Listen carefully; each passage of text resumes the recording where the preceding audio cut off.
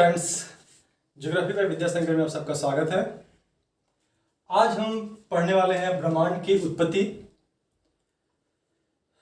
इधर क्लासेस काफ़ी कम चल पा रही हैं क्योंकि थोड़ा स्वास्थ्य सही नहीं है हमारा, लेकिन हम कोशिश करेंगे कि अगर स्वास्थ्य सही हो जाता है तो एक एक दिन में दो चैप्टर समाप्त करने के लिए। तो सबसे पहले ब्रह्मांड की उत्पत्ति की जब बात करते हैं तो हमें सोचना होगा कि आखिर ब्रह्मांड की उत्पत्ति के बारे में पढ़े तो ब्रह्मांड क्या था। अभी बिल्कुल जीरो से स्टार्ट करते हैं। हमें नहीं पता कि ब्रह्मांड कैसा था, लेकिन आज देखते हैं तो समझ में आता है कि ब्रह्मांड बहुत ही बड़ा है, बहुत ही विशाल है। लेकिन ये आज का जो ब्रह्मांड है और जो पहले का ब्रह्मांड था, उस दोनों में काफी विभिन्नताएं थी। और कैसे पता चलता है? तो जो भी हमारे वैज्ञानिक हैं उन्होंने इसको साबित किया है, प्रूफ किया है। अब वो कैसे? तो हमारे वैज्ञानिक के जॉर्ज लेमन थेयर, इनका मानना है कि हमारे ब्रह्मांड की उत्पत्ति 15 अरब वर्ष पूर्व, कब? 15 अरब वर्ष पूर्व हुई। और जो ब्रह्मांड की उत्पत्ति उस समय हुई तो उसके पहले जो ब्रह्मांड था वो एक सघन गोले पिंड की तरह का था।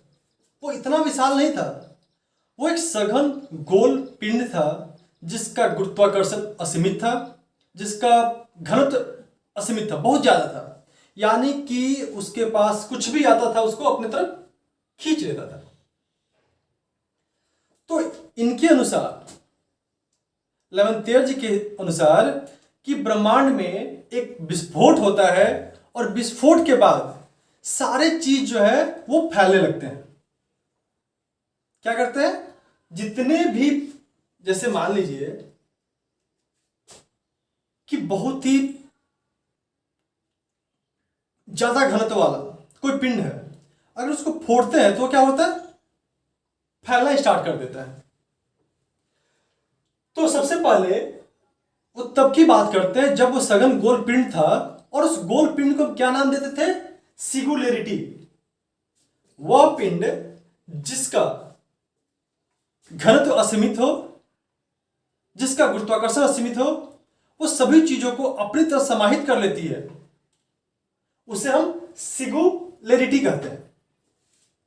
अब हम आते हैं कि ठीक है, आखिर जो विस्फोट हुआ, तो विस्फोट होने के बाद क्या होता है? तो विस्फोट, और देखिए एक और बात बताएंगे कि जो भी हम क्रम बताएंगे, जो भी क्रम बताते हैं कि ऐसे ऐसे जो हो रहा है वो एक दिन या एक रात में नहीं हुआ है, इसको होने में करोड़ों वर्ष लगे हैं। बहुत ही धीरे धीरे प्रक्रिया हो रही है।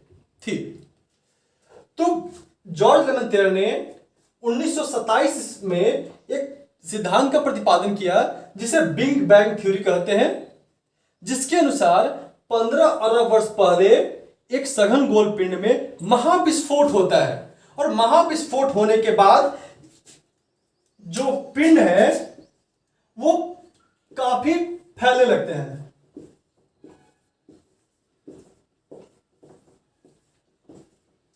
क्या होते हैं? वो फैलने लगते हैं। तो फैलने के क्रम में क्या होता है? तो उसी समय 3 चीजों का निर्माण होता है। वो 3 चीजें जो है वो सामने आती है। वो क्या था? समय। क्या था? समय पहला। उसके पहले समय नहीं था। दूसरा क्या होता है? पदार्थ, क्योंकि उसके पहले सिर्फ एक पिंड था, उसके बाद पदार्थ की उत्पत्ति हो जाती है। और तीसरा स्थान। सबसे पहले 3 चीजें जो है आती हैं, समय, पदार्थ और स्थान। यानी अगर आपसे कोई पूछता है कि समय, पदार्थ और स्थान की उत्पत्ति कब होती है, तो हम कह सकते हैं कि 15 अरब वर्ष पूरे होती है। ठीक है, यहां तक कोई दिक्कत नहीं है। फिर समझाते हैं आपको कि हमारे वैज्ञानिक जॉर्ज लेमन थेयर ने 1927 में एक सिद्धांत दिया। उस सिद्धांत के अनुसार हमारा जो ब्रह्मांड था वो सघन गोले पिंड के रूप में था, जिसमें 15 अरब वर्ष पूर्व एक महाविस्फोट होता है, और महाविस्फोट होने के पश्चात उसके कण जो है फैलते हैं, और फैलने के बाद 3 चीजों का निर्माण होता है: समय, पदार्थ और स्थान। यहां तक कोई दिक्कत नहीं है। अब ये जो चीजें हैं ये थोड़ा अच्छी नहीं लग रही कि ये कैसे हो सकता है, फैले, पहले छोटा सा पिंड था फिर वो फैले। तो इसकी जो है इसको प्रूफ किया गया है, और एक प्रूफ कौन किया है? ये अमेरिकी वैज्ञानिक थे एडविन हबल ने। उन्होंने 1929 में दूरबीन के माध्यम से, टेलीस्कोप के माध्यम से उन्होंने गैलेक्सी को देखा, और 2 अलग अलग समय में गैलेक्सी के बीच की दूरियों को मापा, और वो पाते हैं कि दोनों समय में जो गैलेक्सी के बीच की दूरी है वो अलग पाई जाती है। इसका मतलब कि मान लीजिए कि उन्होंने आज देखा तो आज जो गैलेक्सी यहां थी, ये दोनों गैलेक्सी यहां थी, लेकिन फिर कुछ अंतराल के बाद उन्होंने चेक किया तो गैलेक्सी जो है वो अपने स्थान से हल्का सा अलग हो गई है। तो उन्हें लगा कि नहीं, हो सकता है मेरी गलती हो। उन्होंने फिर से कुछ दिनों के बाद फिर से ऑब्जर्व किया तो देखा कि नहीं, 2 गैलेक्सियों के बीच की दूरी फिर से बढ़ गई है। तो इसके बाद वो इस निर्णय पे पहुंचते हैं, और लेमेंतेयर साहब का जो कथन था उसको प्रूव करते हैं। वो कैसे? उन्होंने समय और दूरी के फॉर्मूला से निकाला कि चूंकि आज 2 गैलेक्सियों के बीच की दूरी मान लीजिए x है, और 10 महीने बाद, 2 साल बाद, जब भी 2 साल के बाद 2 गैलेक्सियों के बीच की दूरी x+1 है या x+y है, तो थर्ड टाइम जो है उतने ही समय अंतराल के बाद फिर से उन्होंने 2 गैलेक्सियों के बीच की दूरी निकाली, तो x+y+y आया। तो उन्हें समझ में आया कि हमारी जो गैलेक्सियां हैं वो एक समान चाल से, यानी समान स्थिति में वो फैल रही हैं और एक दूसरे से दूर जा रही हैं। तो उसके हिसाब से उन्होंने कैलकुलेट किया कि अगर एक दूसरे से दूर जा रही हैं तो कभी ना कभी एक दूसरे के पास थी। तो उन्होंने कैलकुलेट किया तो पाया कि लगभग 15 अरब वर्ष पूर्व ये जितने भी गैलेक्सी थे वो एक साथ समाहित थे, नहीं एक में थे। तो यहां पे जॉर्ज लेमेंतेयर जो चीज बोले थे उसको इन्होंने साबित कर दिया। तो इसीलिए कहते हैं कि भूगोल में हम जो कुछ भी पढ़ते हैं, भूगोल क्या है? सिद्ध किया हुआ चीज है। हम हवा में जो है बहुत कम तीर चलाते हैं, ऐसा तो है कुछ चीजें कि हम हवा में है, लेकिन लगभग चीजें साबित की जा चुकी हैं। ठीक है, यहां तक कोई दिक्कत नहीं है। अब हम आगे आते हैं कि जब महाविस्फोट होता है तो महाविस्फोट के बाद ये 3 चीजें तो आ गई, लेकिन अब इसमें 2 तत्व आते हैं। इसमें 2 तरह के पदार्थ निकल करके आते हैं, जिसमें, या फिर इसको छोड़िए, इसको कहते हैं कि महाविस्फोट के बाद सबसे पहले क्या दिखाई देता है? तो दिखाई देता है कि यहां पर हाइड्रोजन, हीलियम गैस, धूलकण पूरे ब्रह्मांड में व्याप्त हो जाता है। पूरे ब्रह्मांड में हाइड्रोजन, हीलियम गैस यानी गैस, धूलकण के बादल, यानी कि वो ठोस नहीं रहते हैं, वो गैसीय अवस्था में रहते हैं, लेकिन एक बादल की तरह होते हैं। तो क्या हुआ कि जितने भी विस्फोट के बाद जितने भी बादल बने, उस बादलों में क्या था? हाइड्रोजन था, हीलियम था, गैसें थी, और उससे ही कहा गया निहारिका। क्या कहा गया? निहारिका। तो सबसे पहले बिग महाविस्फोट के बाद जो निर्माण हुआ वो क्या होता है? गैस के बादलों का, और उसका जो संचयन होता है उससे निहारिका बनती है सबसे पहले। उसके बाद जब गैसों के बादल एक दूसरे से और मिल मिलकर एक पिंड का रूप धारण कर लेते हैं, यानी कि जो निहारिका थी वो गैस बादल के रूप में थी, लेकिन एक कालांतर में वो गैसों के बादलें वो आपस में संचयित होकर के एक गोल पिंड का निर्माण करती है, इकट्ठा होती है। उसे हम क्या कहते हैं? उसे हम गैलेक्सी कहते हैं। उसमें एक पिंड नहीं है, काफी सारे पिंड जो है आपस में इकट्ठा हो रहे हैं, एक भीड़ जैसा दिख रहा है, उसे हमने क्या कहा? गैलेक्सी कहा। तो सबसे पहले किस चीज का निर्माण हुआ? निहारिका का, और निहारिका से क्या हुआ? गैलेक्सी बना। अब हम ये पूछेंगे कि आखिर गैलेक्सी क्या है? आखिर जो है गैलेक्सी क्या है? तो गैलेक्सी तारों के समूह है जिसमें अरबों खरबों तारे उसमें विद्यमान है। ठीक है, यानी कि एक गैलेक्सी क्या है? तो गैलेक्सी तारों का एक समूह है, और जिस समूह में अरबों तारे विद्यमान है। और हमारे ब्रह्मांड में अरबों गैलेक्सियां भी विद्यमान है। तो अब समझ में आता है कि जब हम पृथ्वी पे रहते हैं और पृथ्वी को देख के लगता है कि पृथ्वी इतना बड़ा है कि हम उसका परिभ्रमण करना हमारे लिए बहुत मुश्किल हो जाता है, इतनी बड़ी हमारी पृथ्वी है। और पृथ्वी से कई गुना बड़ा सूर्य है, और सूर्य एक तारा है, और उसका अरबों सूर्य को मिलाकर एक गैलेक्सी बनती है, और वो अरबों गैलेक्सियां जो है ब्रह्मांड में विद्यमान है। तो हम इसका अनुमान लगा सकते हैं कि हमारे ब्रह्मांड की जो विशालता है वो क्या है, हम अनुमान भी नहीं लगा सकते हैं। ठीक, तो अब आते हैं, ये हो गई कि आखिर हमारी ब्रह्मांड की उत्पत्ति कैसे हुई है।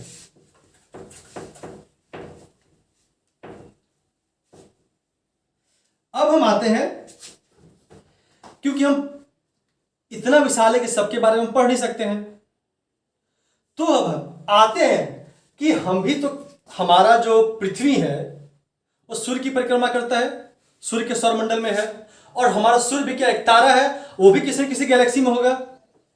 तो हमसे क्वेश्चन पूछे जाते हैं, या हमें जानना चाहिए कि हमारा जो गैलेक्सी है जिसमें सूर्य है, जिस गैलेक्सी में है उसका एक नाम दिया गया है, उसे कहा गया आकाश गंगा। उसे क्या नाम दिया गया? आकाश गंगा। उसे क्या कहते हैं? मंदाकिनी। उसे और क्या कहते हैं? मिल्की वे। हम इस तीन नामों से अपने गैलेक्सी को जानते हैं। क्या क्या? आकाश गंगा, मंदाकिनी और मिल्की वे। ये कौन सी गैलेक्सी है? जिसमें हम रहते हैं, जिसमें हमारा सूर्य विद्यमान है। ठीक है, यहां तक कोई दिक्कत? अब जो है इसमें कुछ क्वेश्चंस बनते हैं, जो कुछ क्वेश्चंस आपके कॉम्पिटिटिव एग्जाम में पूछे जाते हैं, आपके नेट में भी क्वेश्चंस आ जाते हैं, यानी कि हर एक एग्जाम में लगभग क्वेश्चन इसमें से आते हैं। एसएससी वगैरह भी देखे मैंने इस तरह से क्वेश्चन पूछे, तो इस पे और क्या क्या क्वेश्चन बन सकती है। तो सबसे पहले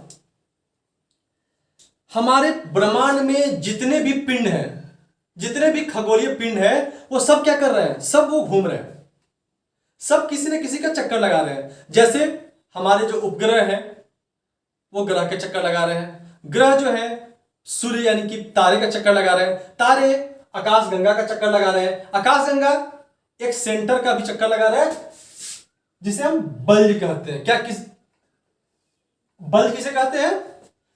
तो वो आकाश गंगा या गैलेक्सी के केंद्र को हम बल्ज कहते हैं। आकाश गंगा क्या है? आकाश गंगा तारों का समूह है। आकाश गंगा में जो तारों की जो स्थिति है वो सर्पिल आकार की है, और बल्ज के यानी केंद्र के नजदीक तारे जो है नजदीक है, और जैसे जैसे आप दूर जाते हैं वैसे वैसे तारों के बीच की स्थिति जो है ना काफी दूरी बढ़ती जाती है। क्या?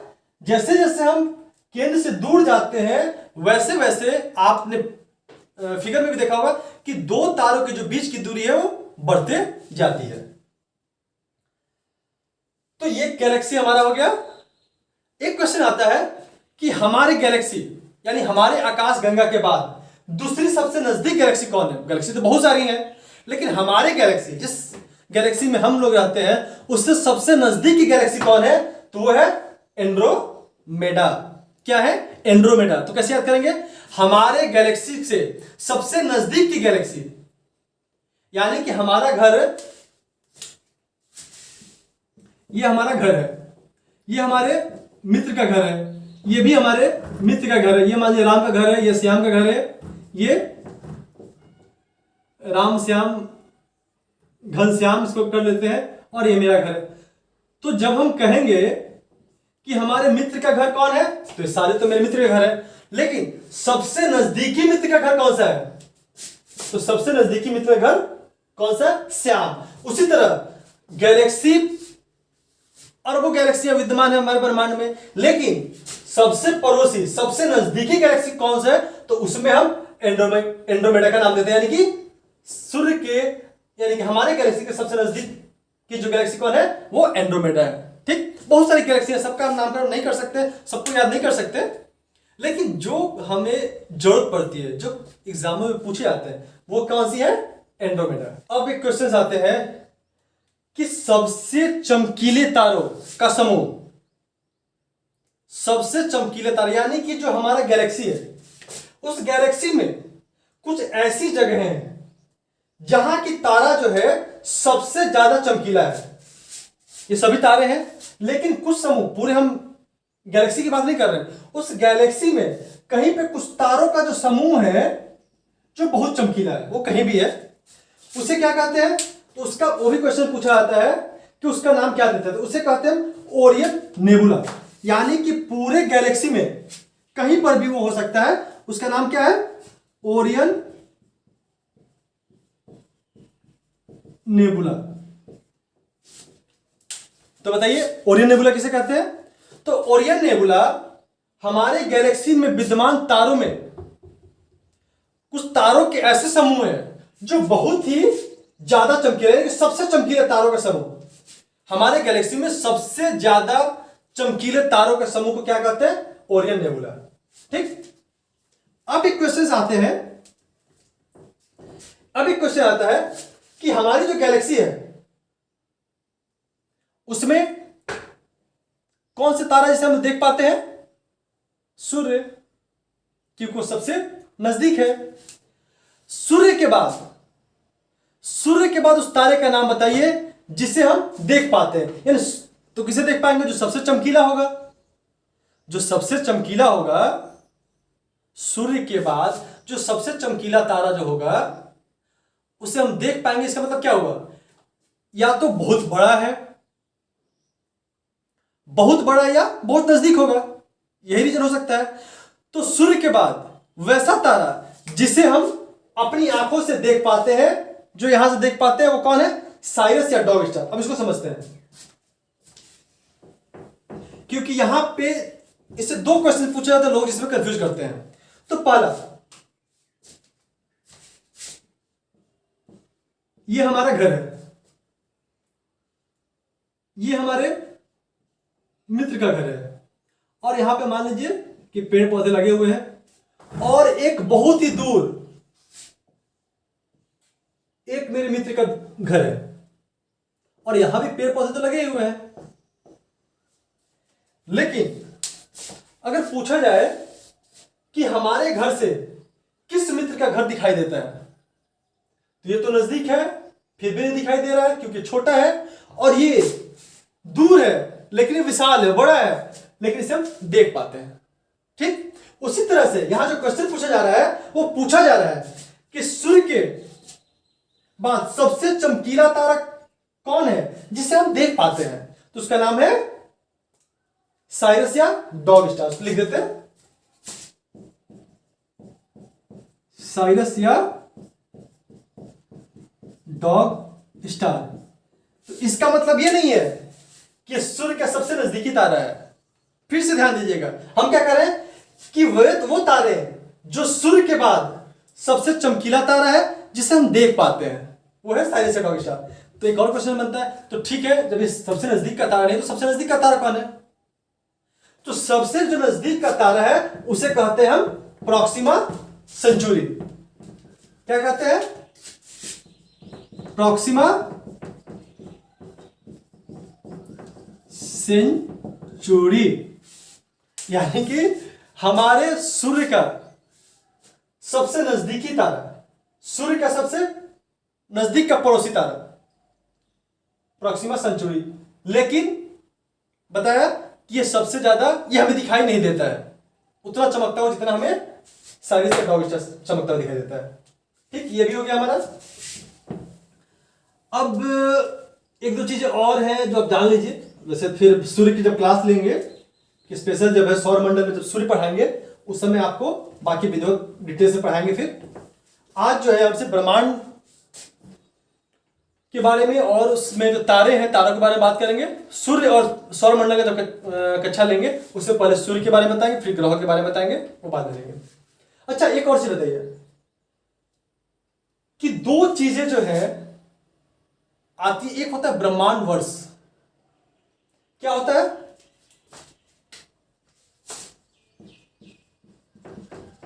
ब्रह्मांड वर्ष, और दूसरा क्या होता है? प्रकाश वर्ष। अच्छा, ये कि ब्रह्मांड वर्ष और प्रकाश वर्ष है क्या? क्वेश्चन आता है, बहुत बार पूछा जाता है कि ब्रह्मांड वर्ष क्या है, प्रकाश वर्ष क्या है। तो हमारे जो खगोलीय पिंड हैं उनकी दूरी इतनी ज्यादा है कि जिसे मीटर किलोमीटर में मापना संभव नहीं है। तो इसके लिए एक और बड़े यूनिट का निर्माण किया गया, एक और बड़े यूनिट का निर्माण किया गया जिसे हम प्रकाश वर्ष, उससे बड़ा ब्रह्मांड वर्ष कहते हैं। अब देखिए प्रकाश वर्ष पे पहले आते हैं। तो प्रकाश वर्ष किसे कहते हैं? तो प्रकाश के द्वारा एक वर्ष में तय की गई दूरी को क्या कहते हैं? प्रकाश वर्ष। प्रकाश के द्वारा एक वर्ष में तय की गई दूरी को क्या कहते हैं? प्रकाश वर्ष। तो प्रकाश वर्ष जो है, अब प्रकाश वर्ष तो हो गया, लेकिन उसको छोटी यूनिट से मिलाकर देखते हैं तो मात्र किलोमीटर पे। तो इसका जो कैलकुलेशन आता है कि एक प्रकाश वर्ष बराबर 9.46 into 10 to the power 12 kilometre. 9.46 into 10 to the power 12 kilometre, यानी प्रकाश एक वर्ष में इतनी दूरी तय करती है। तो अगर मान लीजिए कि अगर प्रकाश वर्ष नहीं रहता और दो गैलेक्सियों के बीच की दूरी निकालनी होती तो हमारा क्या हाल होता? पागल हो जाते हैं हम लोग। तो उसके लिए क्या किया गया? एक जो है बड़ी यूनिट का निर्माण किया गया जिसे हम प्रकाश वर्ष कहते हैं। तो प्रकाश वर्ष का फिर से पूछा जाए कि प्रकाश वर्ष किसे कहते हैं? तो प्रकाश के द्वारा एक वर्ष में तय की गई दूरी को क्या कहेंगे? प्रकाश वर्ष। और एक प्रकाश वर्ष बराबर कितना होता है? 9.46 into 10 to the power 12 kilometre. अगर इसको मीटर में कन्वर्ट करना हो तो सिर्फ इसमें 15 कर देंगे, मीटर हो जाएगा। यानी जैसे जैसे यूनिट को चेंज करना चाहते हैं आप चेंज कर सकते हैं। ठीक है, अब आया, अब ब्रह्मांड वर्ष किसे कहते हैं? तो ये इतनी बड़ी यूनिट है। ब्रह्मांड वर्ष का मतलब हुआ कि सूर्य के द्वारा पूरी गैलेक्सी का चक्कर, सूर्य किसका चक्कर लगाता है? गैलेक्सी का चक्कर लगाता है। तो सूर्य के द्वारा गैलेक्सी को चक्कर लगाने में कितना टाइम लगता है? 25 अरब वर्ष। सूर्य को गैलेक्सी का चक्कर लगाने में कितना समय लगता है? 25 अरब वर्ष। और उसी 25 अरब वर्ष को क्या कहते हैं? ब्रह्मांड वर्ष कहते हैं। क्लियर है? यानी प्रकाश वर्ष, प्रकाश के द्वारा एक वर्ष में तय की गई दूरी को प्रकाश वर्ष कहेंगे। वहीं ब्रह्मांड वर्ष सूर्य को अपने गैलेक्सी का एक चक्कर लगाने में जो समय लगता है जो है 25 अरब वर्ष, उसे ब्रह्मांड वर्ष कहते हैं। चलिए, ये भी हमारा क्लियर हो गया।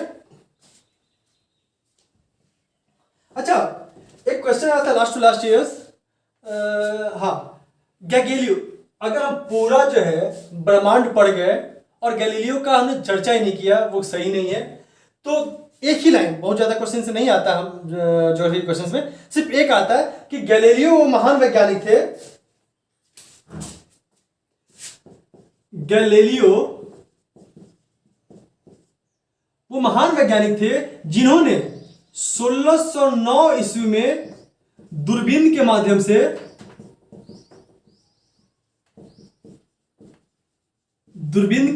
से तारों का अध्ययन प्रारंभ किया था।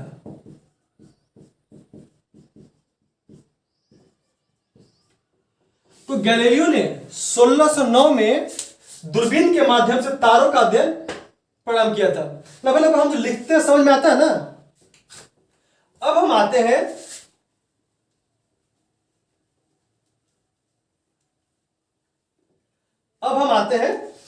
कि जब गैलेक्सी बन गया और गैलेक्सी में क्या है, तारे हैं, तो भाई तारे के बारे में जानना होगा, क्योंकि तारे जो है आखिर उनमें इतना ऊष्मा और प्रकाश कहां से आता है, क्यों इतना चमकते हैं भाई, वो क्या जादू है उनमें। तो जादू कुछ नहीं है, तारों में नाभिकीय संलयन की क्रिया होती है। अब क्यों होती है, मैंने बताया कि जब महाविस्फोट के बाद जब निहारिकाएं बनी तो निहारिका जो थी वो जैसे जैसे समय अंतराल हुआ वो धीरे धीरे सिकुड़ती गई। यानी कि जो गैस के बादल थे जिसमें हाइड्रोजन विद्यमान थे, गैसें विद्यमान थी, धूलिकण विद्यमान थे, वो धीरे धीरे क्या हुआ, कंप्रेस हुई। तो कंप्रेस हुई तो वो और छोटी हुई तो क्या हुआ, अब देखिए जो इतने जगह में था वह इतने जगह में हो गया, तो इसके अंदर जो हाइड्रोजन के अणु है वो आपस में टकराने लगे। आपस में टकराने से नाभिकीय संलयन की अभिक्रिया हुई। तो नाभिकीय संलयन की अभिक्रिया क्या होती है कि जब दो कण आपस में मिलकर तीसरी चीज की उत्पत्ति करते हैं उसे नाभिकीय संलयन करते हैं। तो हाइड्रोजन के दो अणु देखिए, हाइड्रोजन के दो अणु नाभिकीय संलयन की अभिक्रिया करते हैं तो हीलियम का एक अणु का निर्माण होता है प्लस एनर्जी। हाइड्रोजन के दो अणु आपस में नाभिकीय संलयन करके हीलियम के एक अणु तथा एनर्जी प्रोड्यूस करते हैं। तो ये तो हीलियम बन गया, लेकिन एनर्जी है वो बहुत ही ज्यादा मात्रा में निकलती है।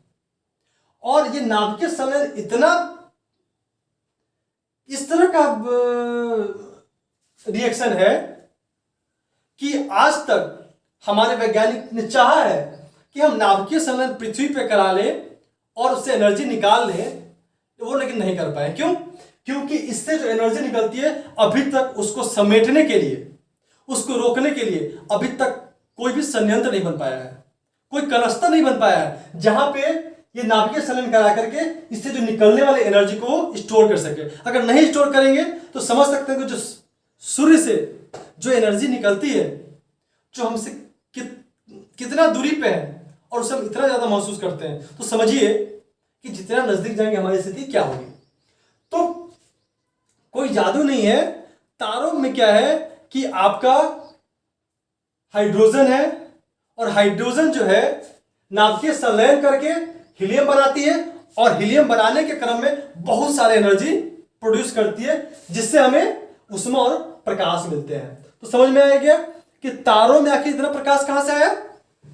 तो फिर से बोलते हैं, हाइड्रोजन के दो हाइड्रोजन के दो अणु आपस में संलयित होकर के हीलियम के एक अणु का निर्माण करते हैं तथा इस क्रिया में काफी ज्यादा मात्रा में एनर्जी निकलती है। वही एनर्जी जो है तारों के ऊष्मा और प्रकाश का स्रोत है।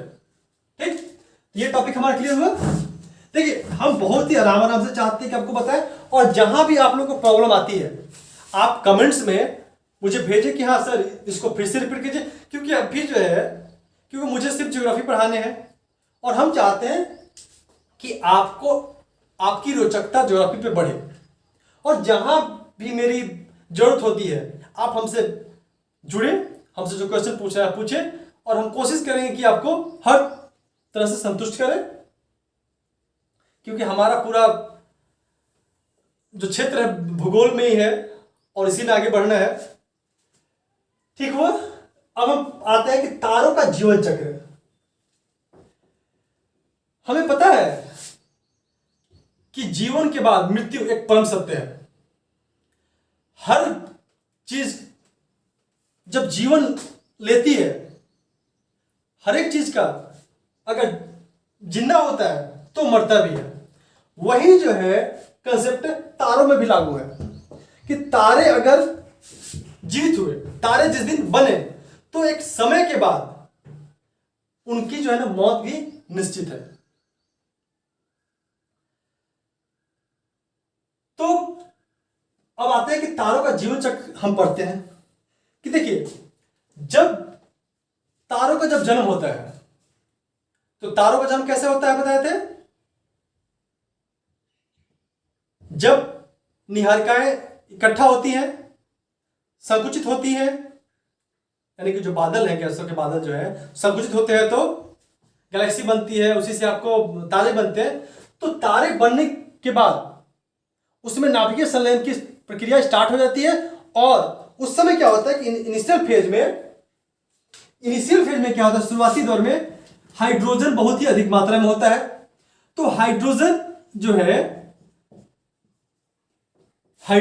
है संलयित होकर जो हीलियम में कन्वर्ट हो रहे हैं, तो एक समय होगा इसके पास जितने भी हाइड्रोजन है वो एक समय में समाप्त हो जाएंगे। तो जब नए तारों का जन्म होता है उस समय तारों से जो ऊर्जा निकलती है, जो प्रकाश निकलती है, वो होती है नीले कलर की।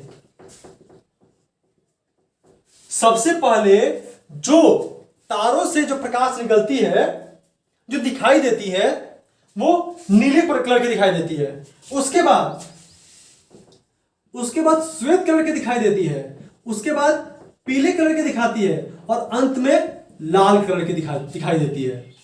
अब इसको ऐसे समझते हैं कि जब हम गैस का बाटला लेके आते हैं, गैस जलाते हैं, तो जब गैस के सिलेंडर में गैस पूरा भरा होता है, तो उस समय जो उसका लौ निकलता है कैसा रहता है, नीला कलर का दिखाई देता है। नीले के बाद धीरे धीरे जब उसमें गैस कम होता है तो हल्का पीलापन आता है, हल्का। बाद में जब गैस खत्म होने वाला है तो कैसे पता चलता है गैस खत्म होने वाला है, गैस तो लाल जलने लगा, अब गैस खत्म होने वाला, भाई दूसरे गैस है तो ठीक है, नहीं तो दूसरे गैस का कनेक्ट करिए, नंबर लगा करके गैस मंगा लेते हैं। तो सबसे पहले नीला मतलब कि उसके पास एनर्जी काफी है, सॉरी ईंधन काफी है। हाइड्रोजन क्या ईंधन है, तो हाइड्रोजन जो है प्रचुर मात्रा में है, तो वो नीले रंग का प्रकाश निकलता है। उसके बाद श्वेत, पीला, फिर लाल। ठीक है। अब जो है इसको करने में, इसको जो है नीले से लाल आने में समय लगता है, जो 10 करोड़ वर्ष, 15 करोड़ वर्ष, वो डिपेंड करता है कि तारे की आकृति कैसी है।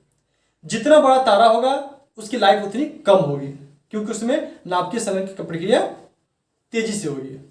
और नाभिकीय संलयन की जो प्रक्रिया होती है वो कहां होती है, सेंटर में, क्रोड में।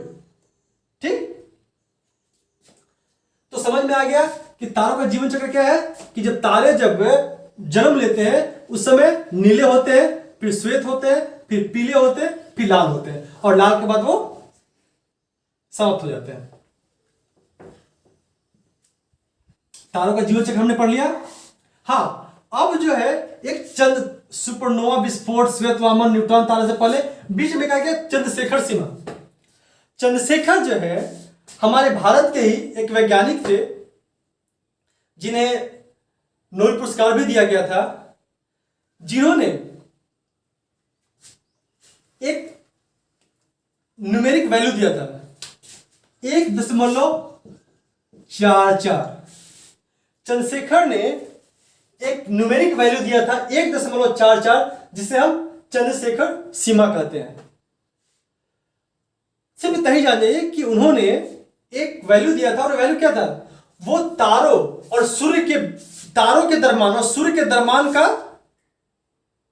अंतर था। अब इस पे जो 1.44 का प्रयोग हम करके आपको बताएंगे। तो सिर्फ इतना ही जानिए कि चंद्रशेखर सीमा क्या है? 1.44 एक वैल्यू है जिसे चंद्रशेखर सीमा कहते हैं, जो इन्होंने 1983 में दिया था। कब दिया था? 1983 में। क्लियर है? अब देखिए, अब है सुपरनोवा विस्फोट। सुपरनोवा विस्फोट जब तारे नीले से उजले होते हुए, पीले होते हुए लाल पे आ जाती है, यानी कि जब तारे का जीवन का अंतिम समय चलता है, तो तारों में एक विखंडन होता है। क्यों? क्योंकि जितने भी हाइड्रोजन है वो हीलियम में कन्वर्ट हो गए, तो उसमें नाभिकीय संलयन नहीं हो रहा है। तो उसका जो सेंटर क्या है, हीलियम के कारण वो भारी तत्व में, हीलियम क्या है? भारी तत्व में कन्वर्ट हो गया। और भारी तत्व में कन्वर्ट होने के बाद अंदर का पार्ट जो है गर्म रहता है और बाहर का पार्ट धीरे धीरे ठंडा होता है। इस क्रम में उसमें बहुत ही बड़ा विस्फोट होता है, और विस्फोट को हम क्या कहते हैं? सुपरनोवा विस्फोट। जब तारों की मृत्यु के बाद जब उसमें विस्फोट होता है, उस विस्फोट को क्या कहते हैं हम? सुपरनोवा विस्फोट।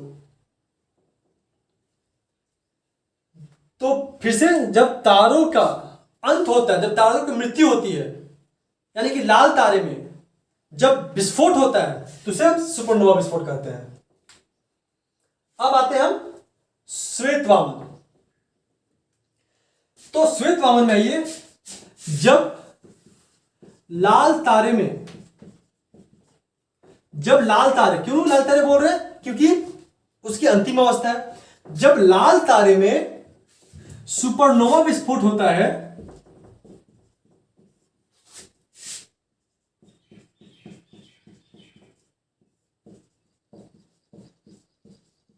जब लाल तारे में सुपरनोवा विस्फोट होता है, तो उसके बचे हुए भाग, यानी केंद्र का भाग, उसे केंद्र का द्रव्यमान, जब लाल तारे में सुपरनोवा विस्फोट होता है तो उसके केंद्र का द्रव्यमान सूर्य के द्रव्यमान के 1.44 गुणे। देखिए, अब जो चंद्रशेखर सीमा को यूज कर रहे हैं, यानी कि लाल तारे में जब सुपरनोवा विस्फोट होता है तो उसके केंद्र का द्रव्यमान, क्योंकि बाहर का पार्ट तो विस्फोट होकर खत्म हो जाता है, केंद्र का भाग बचता है, तो केंद्र का द्रव्यमान सूर्य के द्रव्यमान के 1.44 गुणे से कम होता है, तो उसे श्वेत वामन तारा कहते हैं, या क्या बोलते हैं? श्वेत वामन तारा, या उसको इंग्लिश में कहते हैं व्हाइट ड्वार्फ स्टार। ठीक है? जब लाल तारे में सुपरनोवा विस्फोट होता है तो उसके केंद्र का द्रव्यमान सूर्य के द्रव्यमान के 1.44 गुने से कम होता है, तो उसे व्हाइट ड्वार्फ कहते हैं या श्वेत वामन कहते हैं। क्लियर है? और वही जो है सीमा जो है किसने दिया था? चंद्रशेखर जी ने।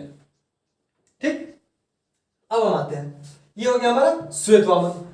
दूसरा है न्यूट्रॉन तारा या पल्सर तारा।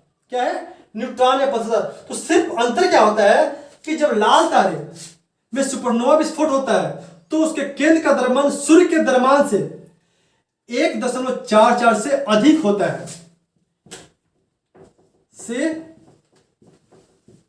होता है, यानी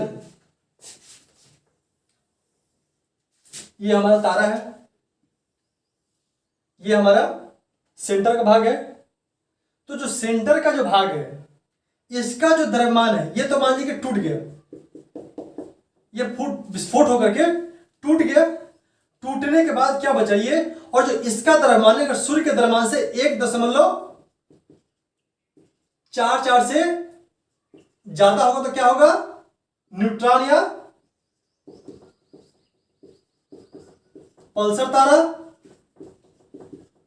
अगर सूर्य के द्रव्यमान से अगर 1.44 गुने से कम होता तो क्या बनेगा, ये व्हाइट ड्वार्फ। ठीक है, क्लियर है। अब देखिए इसके बाद जो है श्वेतवाहन भी हो गया, न्यूट्रॉन तारा भी हो गया। अब इसमें एक और क्रिया होती है कि अगर वो विस्फोट होने के बाद वो केंद्र में, कभी कभी क्या होता है कि द्रव्यमान जो है ज्यादा होता है और केंद्र जो है कि जो गुरुत्वाकर्षण शक्ति जो है और घनत्व इतनी ज्यादा हो जाती है कि वो किसी भी चीज को बाहर नहीं आने देता, सबको अपने अंदर ले लेता है। उसका ग्रेविटेशनल फोर्स इतना ज्यादा हो जाता है वो किसी भी चीज को, किसी भी पदार्थ को, किसी भी एलिमेंट को अपने से बाहर नहीं जाने देता है। यहां तक कि जब प्रकाश भी उससे गुजरती है तो प्रकाश को भी अपने अंदर आकर्षित कर लेता है। जब प्रकाश को भी अपने अंदर आकर्षित कर लेगा कुछ दिखाई नहीं देगा हमें। कभी कोई चीज कब दिखाई देती है, जब वहां से प्रकाश रिफ्लेक्ट करके आता है तो वो चीज हमें दिखाई देती है। तो यहां पे क्या होता है कि जब सारे चीजों को अपने अंदर अगर समाहित कर लेता है उसे क्या कहते हैं, ब्लैक होल। यानी कि वो तारे, यानी कि सुपरनोवा विस्फोट के बाद जो तारों का केंद्र, उसका यदि घनत्व और गुरुत्वाकर्षण असीमित हो जाए और वो सभी चीजों को अपने अंदर समाहित हो जाए, यहां तक कि प्रकाश को भी प्रभावित ना होने दे, उसे हम ब्लैक होल कहते हैं। ठीक है, तो लगभग हम ब्रह्मांड से जो क्वेश्चन पूछे जाते थे हमने उसका चर्चा कर दिया है और उसके बारे में लगभग हम जान चुके हैं। तो आज हम ब्रह्मांड चैप्टर को यहां समाप्त करते हैं और अगली क्लास में फिर से आएंगे किस चैप्टर के साथ, तो सूर्य।